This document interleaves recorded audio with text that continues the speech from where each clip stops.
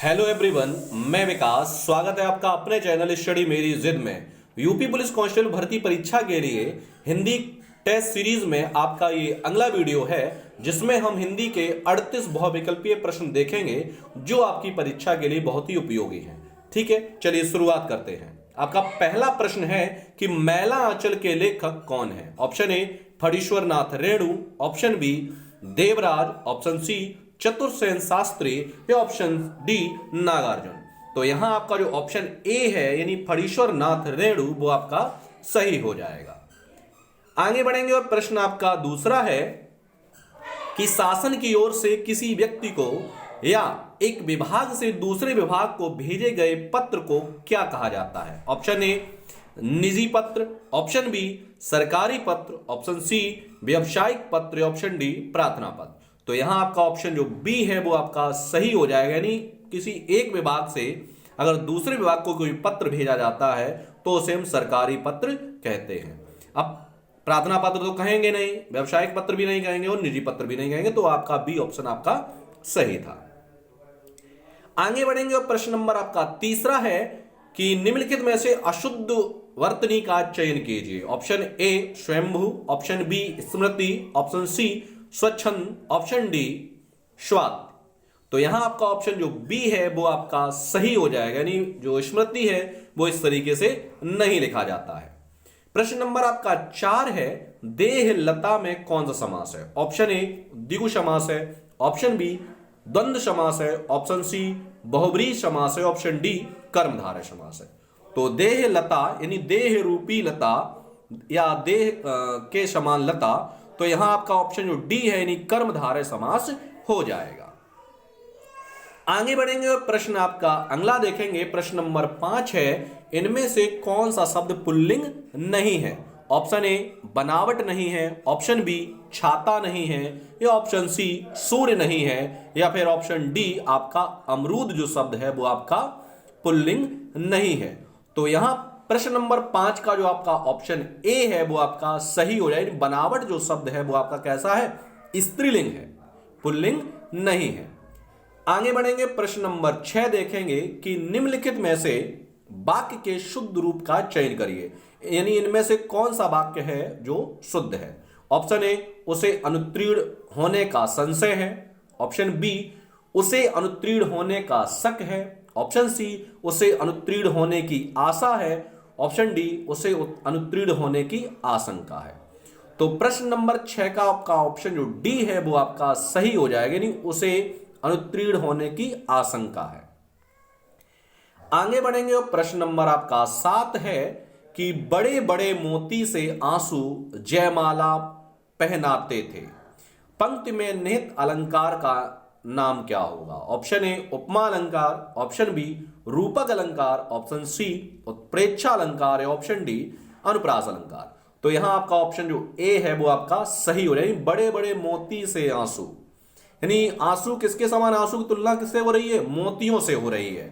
जहां भी तुलना की जाए तो वहां पे अलंकार कौन सा होता है, आपका उपमा अलंकार होता है। नहीं, ऑप्शन आपका ए जो है वो आपका सही हो जाएगा। प्रश्न नंबर 8 है कि दिए गए वाक्य में से एक शब्द रेखांकित है, उस शब्द में प्रयुक्त उपसर्ग किस कोटि का है, चिन्हित कीजिए। ऑप्शन वाक्य है विद्यालय का उप प्रधानाचार्य जिम्मेदार व्यक्ति होता है। अब जो आपका उप जो शब्द है वो तत्सम उपसर्ग है, ऑप्शन बी तद्भव उपसर्ग है, ऑप्शन सी विदेशज उपसर्ग है, ऑप्शन डी देशज उपसर्ग है। तो यहां आपका ऑप्शन जो ए है यानी तत्सम उपसर्ग वो आपका सही हो जाएगा। आगे बढ़ेंगे और प्रश्न नंबर आपका 9 है कि शुद्ध वर्तनी वाला शब्द है। ऑप्शन ए विरहिणी, ऑप्शन बी विरहड़ी, ऑप्शन सी विरहिड़ी, ऑप्शन डी बिरहड़ी। तो यहां आपका 9वें का जो ऑप्शन है वो आपका सी जो है वो आपका सही हो जाएगा, यानी विरहिड़ी जो लिखा जाता है इस तरीके से लिखा जाता है। आगे बढ़ेंगे। प्रश्न अगला है कि निम्नलिखित वाक्यों में से रिक्त स्थान की पूर्ति के लिए 4 विकल्प दिए गए हैं, इनमें से सही विकल्प चुनना है। प्रश्न 10 है कि 25 वर्ष पूरे होने के उपलक्ष्य में कल हमारा विद्यालय खाली जगह मनाएगा। ऑप्शन ए स्वर्ण जयंती, ऑप्शन बी रजत जयंती, ऑप्शन सी कांस्य जयंती, ऑप्शन डी हीरक जयंती। तो जब भी 25 वर्ष पे कोई उपलक्ष्य में कोई समारोह त्योहार मनाया जाता है तो उसे हम कहते हैं रजत जयंती। यानी ऑप्शन आपका जो बी है वो आपका सही हो जाएगा। आगे बढ़ेंगे और आपका प्रश्न अगला है, प्रश्न नंबर 11 कि संसद के दोनों भवनों में इस विवाद के शीघ्र ही एक खाली जगह रूप ले लिया। ऑप्शन ए अपेक्षित रूप, ऑप्शन बी अप्रत्याशित रूप, ऑप्शन सी अपेक्षित रूप या ऑप्शन डी आपेक्ष रूप। तो यहां आपका ऑप्शन जो बी है यानी अप्रत्याशित रूप ले लिया वो आपका सही हो जाएगा। आगे बढ़ेंगे, प्रश्न आपका 11 है कि निम्नलिखित 6 वाक्यांशों में से प्रथम व अंतिम निश्चित हैं, शेष को उचित क्रम में विस्तृत करना है। यानी फर्स्ट एंड सिक्स अपनी ही जगह रहेंगे या र ला वा, इनको हमें बदलना है और एक शुद्ध वाक्य बनाना है। तो शुद्ध वाक्य क्या बनेगा? पहला आपका है बुद्धिमान व्यक्ति, या के लिए है के लिए बातें, सी है समय पूरा करने, ला है नहीं करते हैं बल्कि, और वाह है बेसमय की बचत, और आपका 6 है कि के लिए बातें करते हैं। तो यहां पे प्रश्न नंबर आपका जो 12 है उसका आपका ऑप्शन जो है वो बी आपका सही हो जाएगा। यानी बुद्धिमान व्यक्ति समय पूरा करने के लिए बातें नहीं करते हैं बल्कि बेसमय की बचत के लिए बातें करते हैं। तो बी आपका सही हो जाएगा। आगे बढ़ेंगे और प्रश्न नंबर आपका अगला है, प्रश्न नंबर 13 है कि चंद्रकांता उपन्यास के लेखक कौन है। ऑप्शन ए देवकी नंदन खत्री हैं, ऑप्शन बी शरत चंद्र हैं, ऑप्शन सी गोपाल राम गहमरी हैं या ऑप्शन डी कौशिक हैं। तो यहां आपका ऑप्शन जो ए है यानी चंद्रकांता उपन्यास के जो लेखक हैं वो देवकी नंदन खत्री हैं। ऑप्शन ए जो है वो सही हो जाएगा। प्रश्न अगला है, प्रश्न नंबर 14 कि इनमें से आधुनिक काव्य के छायावादी कवि नहीं है। ऑप्शन ए प्रसाद नहीं है, ऑप्शन बी निराला नहीं है, ऑप्शन सी पंत नहीं है या ऑप्शन डी भारतेंदु हरिश्चंद्र नहीं है। तो प्रश्न नंबर आपका 14 का जो आंसर है वो आपका सही हो जाएगा डी। ठीक है, ये आपके आधुनिक काव्य के छायावादी कवि नहीं है। प्रश्न नंबर आपका 15 है कि काली मिर्च शब्द में कौन सा समास है। ऑप्शन ए द्वंद्व समास है, ऑप्शन बी कर्मधारय समास है, ऑप्शन सी अव्ययी भाव समास है, ऑप्शन डी बहुब्रीहि समास है। तो यहां आपका ऑप्शन जो बी है वो आपका सही हो जाए, यानी काली मिर्च। यानी मिर्च तो है, उसकी विशेषता क्या है, वो काली है। प्रश्न नंबर 16 है जैसा करोगे वैसा भरोगे वाक्य में सर्वनाम है। ऑप्शन ए निजवाचक है सर्वनाम है, ऑप्शन बी निश्चयवाचक सर्वनाम है, ऑप्शन सी संबंधवाचक सर्वनाम है, ऑप्शन डी पुरुषवाचक सर्वनाम है। तो जैसा के साथ वैसा आ रहा है तो यहां पे संबंधवाचक सर्वनाम है। ऑप्शन आपका जो सी है वो आपका कैसा हो जाएगा, सही हो जाएगा। आगे बढ़ेंगे, प्रश्न आपका 17 है कि मुहावरे किसे कहते हैं, सही विकल्प चुनिए। ऑप्शन ए ऐसे शब्द या वाक्यांश जो भावों को प्रकट करें, ऑप्शन बी ऐसे शब्द या वाक्यांश जो भाषा को कठिन बना दें, ऑप्शन सी ऐसे शब्द या वाक्यांश जो सामान्य से अलग किसी विशेष अर्थ का बोध कराएं, या ऑप्शन डी उपयुक्त में से कोई नहीं। तो यहां आपका ऑप्शन जो सी है यानी ऐसे शब्द या वाक्यांश जो सामान्य से अलग किसी विशेष अर्थ का बोध कराएं आपके कहलाते हैं मुहावरे। आगे बढ़ेंगे, प्रश्न नंबर आपका 18 है कि श वर्ड है। ऑप्शन ए तालव्य है, ऑप्शन बी मूर्धन्य है, ऑप्शन सी दंत है या ऑप्शन डी ओष्ठ है। तो यहां आपका ऑप्शन जो ए है यानी तालव्य वो आपका सही हो जाएगा। आगे बढ़ेंगे और प्रश्न नंबर आपका अगला देखेंगे। प्रश्न आपका 19 है कि दिए गए वाक्यांशों में से जिसमें त्रुटि हो उसे ए बी सी से इंगित कर उत्तर दीजिए। कोई त्रुटि नहीं है तो डी आंसर होगा। ऑप्शन ए है यह एक पुरानी सामाजिक मान्यता है, ऑप्शन बी और मानसिकता है कि नारी अपने पैरों पर खड़ी होकर, ऑप्शन सी होकर स्वावलंबी बनने में अक्षम है, और यह ऑप्शन डी इनमें से कोई गलती नहीं है। तो यहां आपका जो ऑप्शन जो सी है वो आपका त्रुटि यानी गलती है, तो वहां यहां पे होना चाहिए था अपने पैरों पर खड़ी होकर स्वावलंबी। अक्षम की जगह आपका क्या होना चाहिए था? आपका होना चाहिए था कि यह एक पुरानी सामाजिक मानता और मानसिकता है कि नारी स्वावलंबी बनने में अक्षम है। यह आपका होना चाहिए था। और आगे बढ़ेंगे, प्रश्न नंबर आपका 20 देखेंगे कि निम्न शब्द युग्म के सही अर्थभेद चयन करिए। ऑप्शन मणि मणि के बताने हैं। ऑप्शन ए रत्न आग है, ऑप्शन बी आग सांप है, ऑप्शन सी रत्न सांप है, या ऑप्शन डी इनमें से कोई नहीं। तो यहां आपका ऑप्शन जो सी है वो सही हो जाएगा। मणि का अर्थ होता है रत्न और मणि का अर्थ होता है सांप। आगे बढ़ेंगे, प्रश्न नंबर आपका 21 है कि स्वर संधि का उदाहरण है। Option A Anveshan, option B Jagannath, option C Udgam, या ऑप्शन डी निर्यात। तो यहां आपका ऑप्शन जो ए है वो आपका सही हो जाएगा, यानी अन्वेषण। इसका अगर संधि विच्छेद करेंगे तो क्या हो जाएगा? अनुधन एषण। उद्गम में आपकी नहीं है, उत्धनगम व्यंजन संधि है। जगत धननाथ जगन्नाथ यानी आपकी कौन संधि है? व्यंजन संधि है।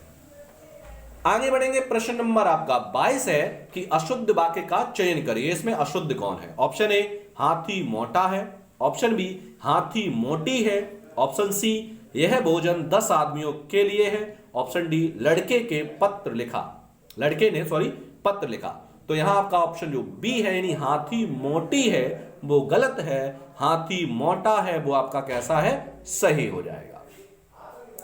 आगे बढ़ेंगे, प्रश्न नंबर आपका 23 है मुंह से निकली बात गुप्त नहीं रहती वाक्यांश के अर्थ के लिए उपयुक्त लोकोक्ति है। ऑप्शन ए थोथा चना बाजे घना, ऑप्शन बी बड़ों के कान होते हैं आंखें नहीं, ऑप्शन सी ओंठों निकली कोठों चढ़ी, या ऑप्शन डी कखरी में लड़का गांव गोहरा।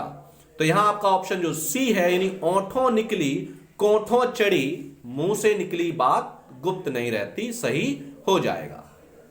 प्रश्न नंबर आपका 24 है कि निजवाचक सर्वनाम का उदाहरण किस विकल्प में है? ऑप्शन ए कोई, ऑप्शन बी कौन, ऑप्शन सी स्वयं, या ऑप्शन डी हमारा। तो यहां आपका ऑप्शन जो सी है यानी स्वयं, स्वतः, खुद, ये कैसे होते हैं? आपके निजवाचक सर्वनाम होते हैं। आगे बढ़ेंगे, प्रश्न नंबर आपका 25 है कि अलवत्ता शब्द में कौन सा उपसर्ग है? ऑप्शन ए अ है, ऑप्शन बी आ है, ऑप्शन सी अन है, या ऑप्शन डी अल है।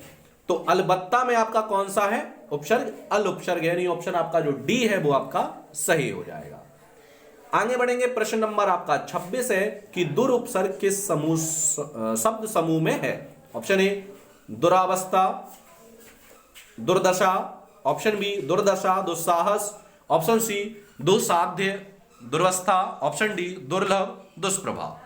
तो 26 का जो आंसर है वो आपका ए सही हो जाएगा। दुर्वस्था दुर्दशा, दुरावस्था दुर्दशा। ठीक है। प्रश्न नंबर 27 है विलोम शब्द लिखिए, यानी बताना है कि कठिनाई का विलोम क्या होगा। ऑप्शन ए सरलता है, ऑप्शन बी सरसता है, ऑप्शन सी नीरसता है, ऑप्शन डी सरल है।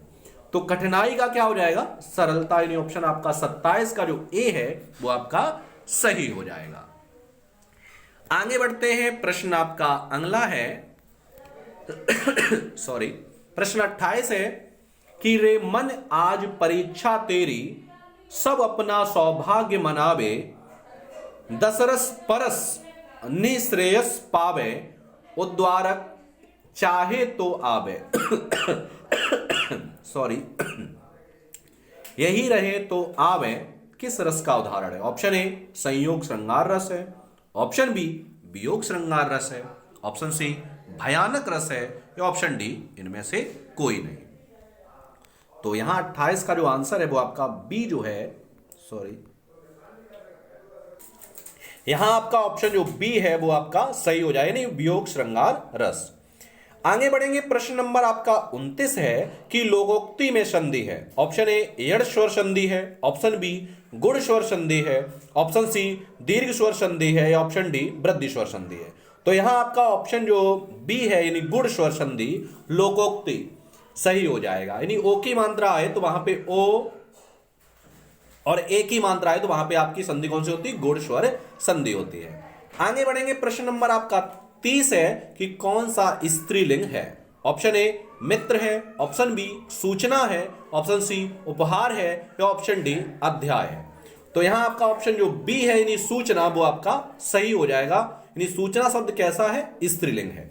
प्रश्न 31 है कि मिलावट में प्रत्यय है। ऑप्शन ए मावट है, ऑप्शन बी वट है, ऑप्शन सी टा है, या ऑप्शन डी आवट है। तो मिलावट में आपका कौन सा प्रत्यय है, आवट, यानी ऑप्शन आपका जो डी है वो आपका सही हो जाएगा। आगे बढ़ेंगे, प्रश्न अगला है कि वादी और बादी युग्म के सही अर्थभेद क्या होंगे।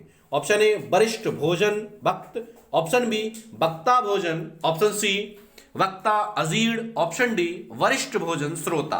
तो 32 का आपका जो आंसर है यानी सी जो है आपका सही हो जाएगा। वादी का अर्थ होता है वक्ता और बादी का अर्थ होता है अजीर्ण। ठीक है, आगे बढ़ते हैं। प्रश्न नंबर आपका 33 है कि सर्प मेघ हरिण किस शब्द के अनेकार्थी हैं। ऑप्शन ए सारंग के हैं, ऑप्शन बी नारंग के हैं, ऑप्शन सी सारंग के हैं, ऑप्शन डी सड़ंग के हैं। तो यहां आपका ऑप्शन जो ए है यानी सारंग का अर्थ सर्प भी होता है, सारंग का अर्थ मेघ भी होता है और सारंग का अर्थ हरिण भी होता है।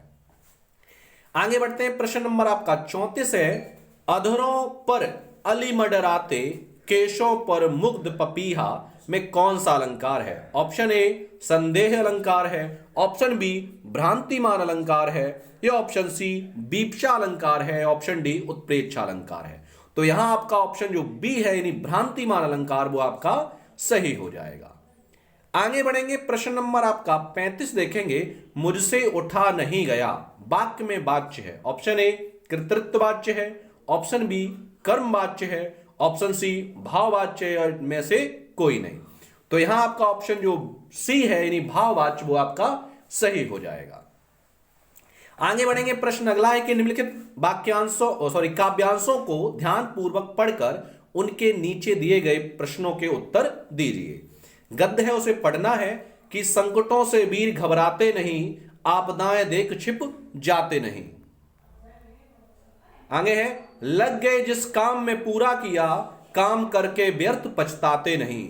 हो सरल अथवा कठिन हो रास्ता, कर्म वीरों को ना इससे वास्ता। बढ़ चले तो अंत तक ही बढ़ चले, कठिनतर गिरिशृंग ऊपर चढ़ चले। कठिन पथ को देख मुस्काते सदा, संकटों के बीच वे गाते सदा। है असंभव कुछ नहीं उनके लिए, सरल संभव कर दिखाते बेसदा। यह असंभव कायरों का शब्द है, कहा था नेपोलियन ने एक दिन। सच बताऊं जिंदगी ही व्यर्थ है, दर्प बिन उत्साह बिन और शक्ति बिन। तो ये था आपका एक पद्यांश। अब इससे जुड़े हम प्रश्नों को करेंगे। आपका प्रश्न है, प्रश्न नंबर 36 है कर्मवीरों को किस बात का वास्ता नहीं होता। ऑप्शन बी ए मार्ग सरल है अथवा कठिन है, ऑप्शन बी गिरिशृंग कठिनतर है, ऑप्शन सी अंत तक बढ़ते जाना, ऑप्शन डी जिंदगी व्यर्थ है। तो यहां आपका जो ऑप्शन ए है वो आपका सही हो जाएगा। आगे बढ़ेंगे, प्रश्न आपका 37 है नेपोलियन ने एक दिन क्या कहा था। ऑप्शन ए युद्ध करो, ऑप्शन बी विजय प्राप्त करो, ऑप्शन सी असंभव कायरों का शब्द है, ऑप्शन डी जिंदगी व्यर्थ है। तो यहां आपका ऑप्शन जो सी है वो आपका सही हो जाएगा, यानी असंभव कायरों का शब्द है। आगे बढ़ेंगे, प्रश्न आपका 38 है और इस वीडियो का आपका लास्ट प्रश्न है कि कठिन पथ को देखकर कर्मवीरों की क्या प्रतिक्रिया होती है। ऑप्शन ए वे चिंतित हो जाते हैं, ऑप्शन बी वे मुस्कुराते हैं, ऑप्शन सी वे काम करते हैं, ऑप्शन डी वे ऊपर चढ़ते हैं। तो यहां आपका ऑप्शन जो बी है वो आपका सही हो जाएगा, यानी वे मुस्कुराते हैं।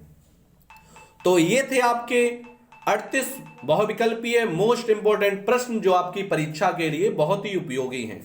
मिलते हैं हम आपको अगले वीडियो में नए प्रश्नों के साथ, तब तक के लिए धन्यवाद।